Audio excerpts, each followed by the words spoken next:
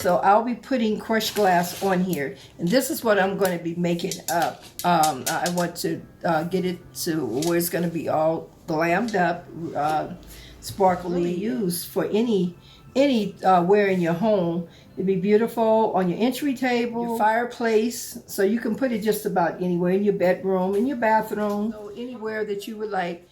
And if this is something that you would even be interested in, having it for a wedding, you could also do that too.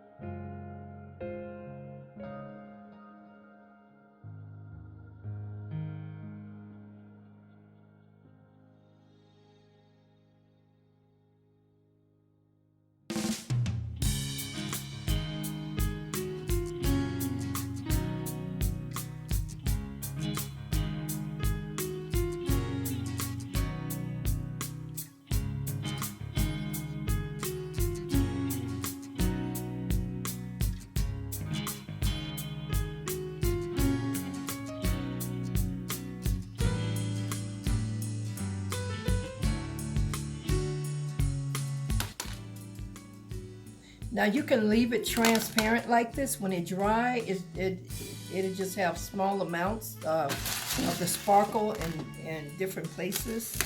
Try it up here. Try and put it up here with it right now. So let me try it at the top. The thing I'm doing this in is not big enough, so as you can see, and I will be getting one that's a little bigger. Just feel free to fill it in, put it in there, and mash it down like this.